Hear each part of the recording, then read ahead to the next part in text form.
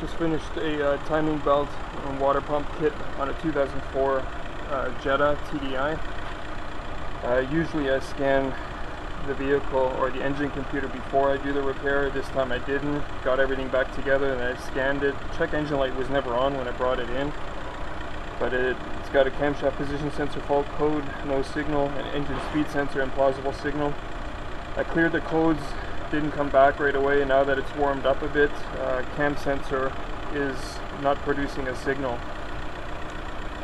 So had I scanned it beforehand, this code was in a memory.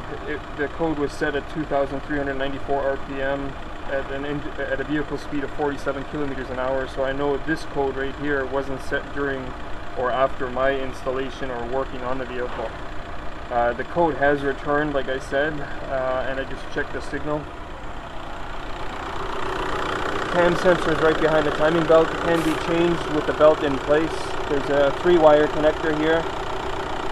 The yellow and black is battery voltage. The black wire is ground. And then the blue wire in the middle, it should be the signal wire. And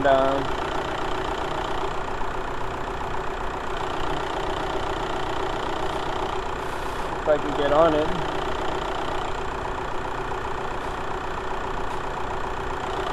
It was stuck at 5 volts. And I think it might be producing something or wanting to.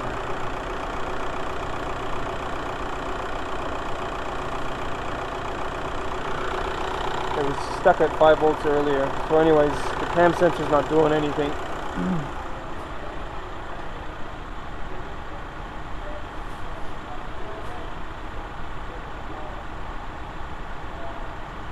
When the cam sensor, you can see the fault here, and it's coming up at idle, zero vehicle speed. And when the cam sensor fault code comes up, then in measuring block 4, the engine can't calculate torsion value, which is basically the offset between camshaft and piston or crankshaft at the TDC mark. You want this plus or minus 3 degrees, and then it was like 2 degrees initially, but now it can't calculate it, so it shows 0. So this is the new camshaft position sensor, and it connects here, it runs along here, goes through the back of the timing belt cover, and it sits right down in there.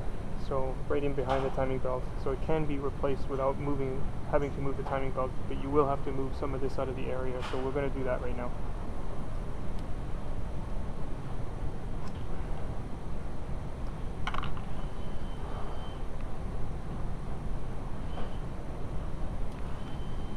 Hopefully that was like that.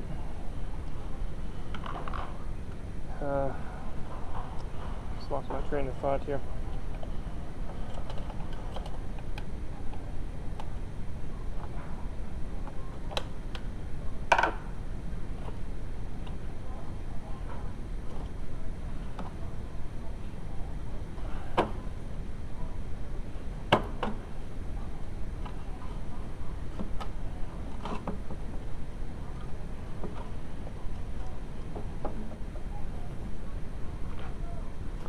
I was just going to say that I usually run the timing belt, after replacing the timing belt, I usually run the engine with the top timing belt cover off, so that I can monitor the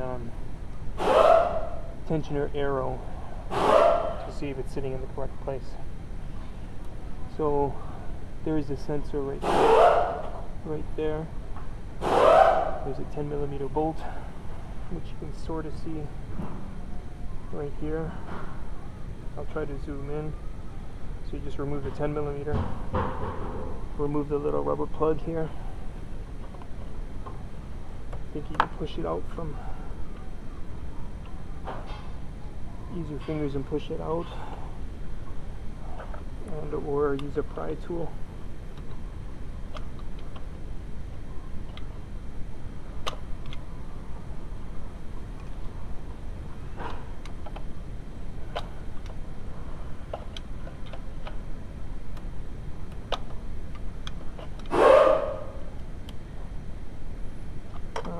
crispy.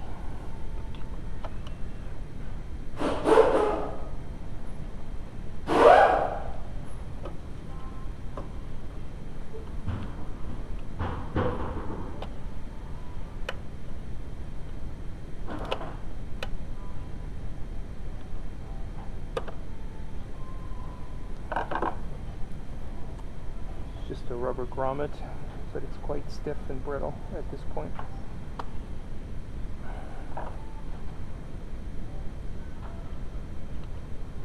That's already loose.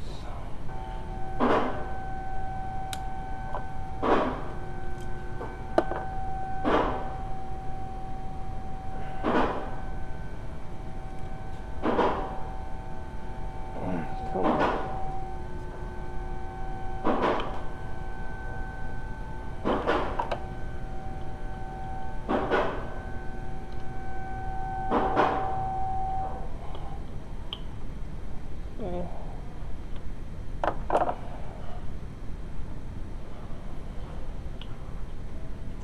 Just a clip that it hooks into.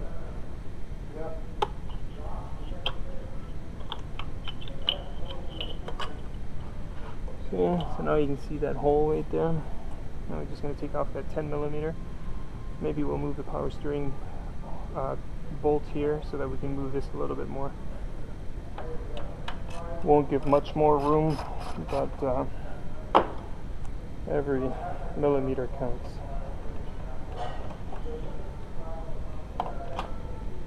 I'll just show you guys what it looks like with a mirror here. There is the sensor, there's a 10mm, and you can see the camshaft sprocket, and it's basically getting impulse signals from these little fingers here. There's a bunch of them that are offset, and that's how the computer knows which cylinder is at top dead center basically. And hopefully I'm not going to drop this 10mm bolt.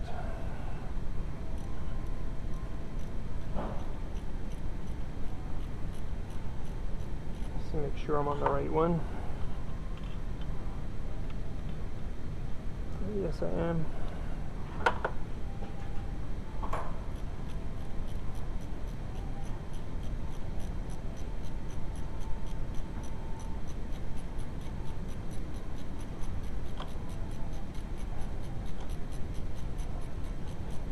Should be loose.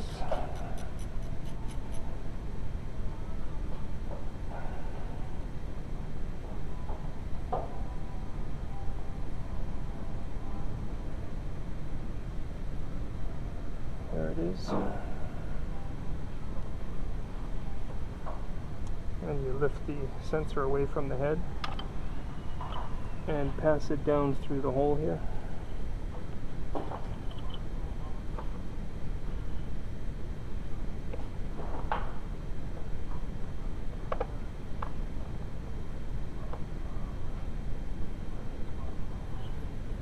Or we can come up. I think either which way works. Let's just go down.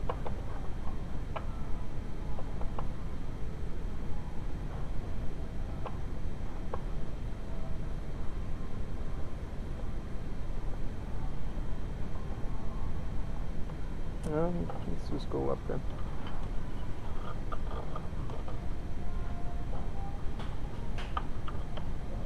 That does seem easier. Compare the old with the new. And you can see here there's a little dimple that's used to align the position of it.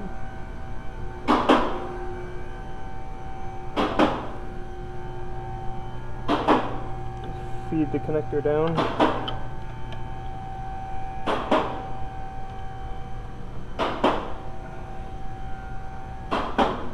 Rotate the sensor into place. You can see there's a little hole in the head for the dimple.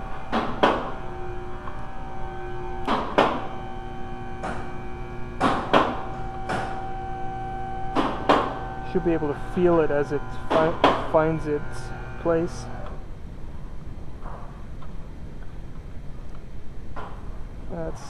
sitting good. And the hole lines up for the bolt.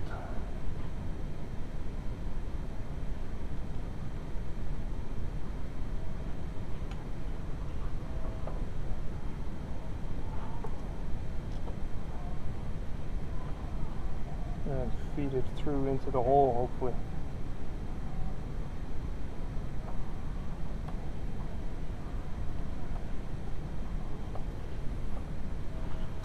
See if I'm close.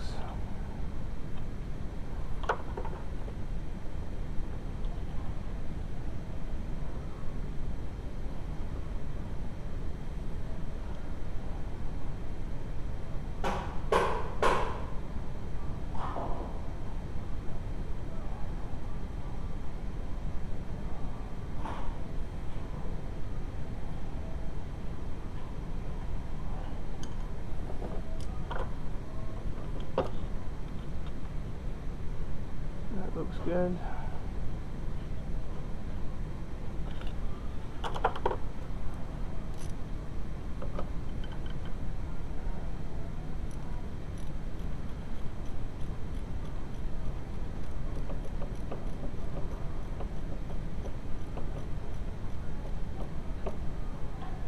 Torque spec is in the book.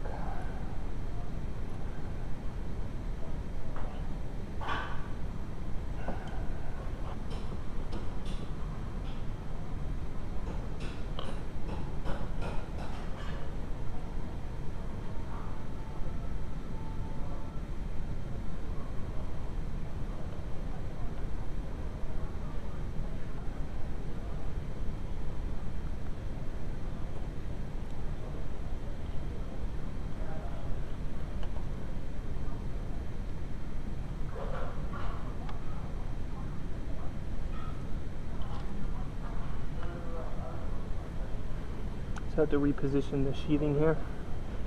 And now you can see the loom tucks right into the little corner here. Push the grommet back into place.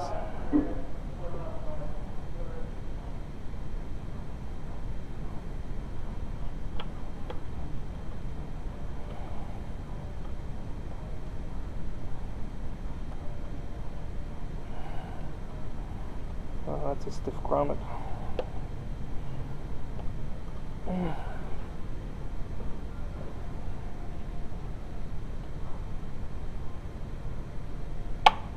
There we go.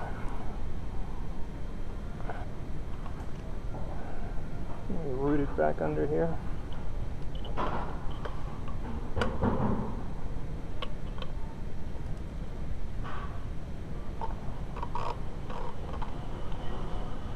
Plug it in. I'm going to get a waveform as well for you guys.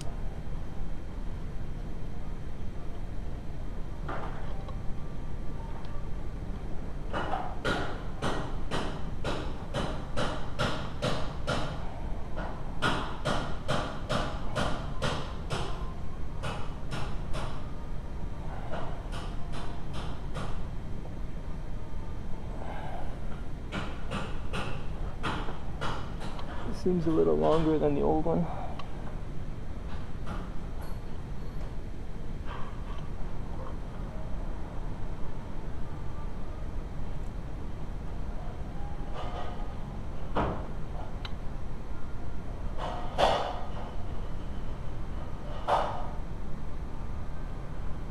Push it into the retaining clip.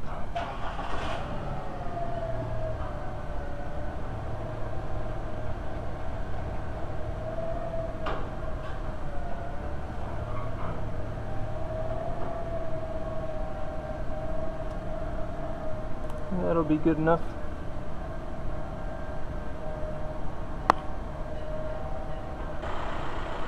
Okay, I should still have a cam code in memory because I don't think I cleared the codes.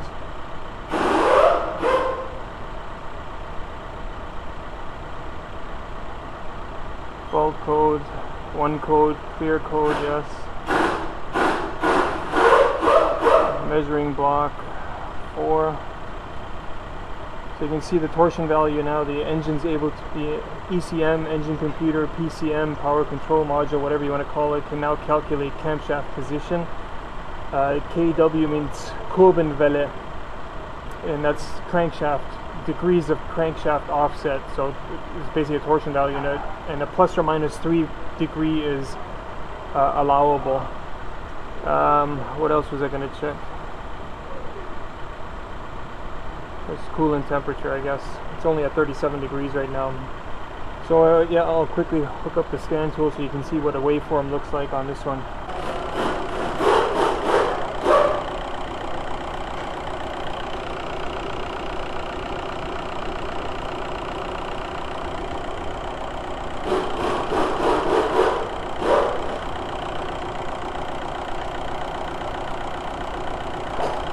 Okay, so the yellow and black is battery power, which it is, 14.4 volts.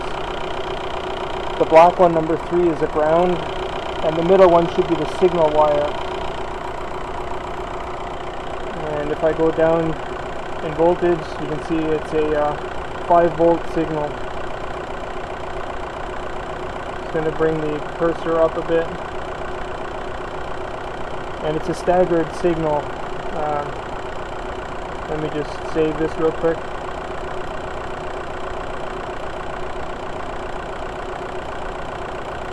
Come on. Okay, pause. Yes. Save. That 2004 camshaft.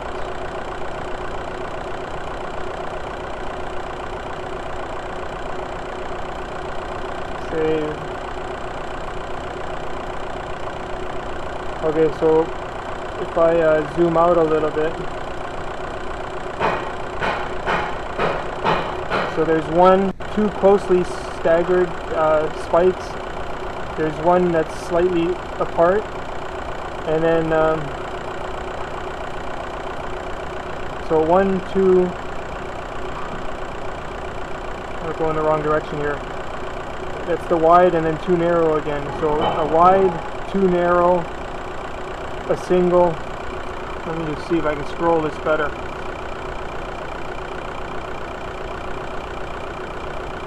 Let me zoom out, maybe that'll be easier. Okay, so here's a single, here's 2 that are slightly spaced, here's 2 more that are farther spaced, and then 2 narrow. And then it goes back to the single one. So this narrow one is this one. So there's basically 1, 2, 3, 1, 2, 3, 4 patterns, and then it repeats. I have another captured waveform of a cam and crankshaft. I'm going to add that to this video as well. So that's pretty much it. As you can see, this engine needs other things too. There's some oil leaks, but we're dealing with all the important stuff as they surface first. Thanks for watching.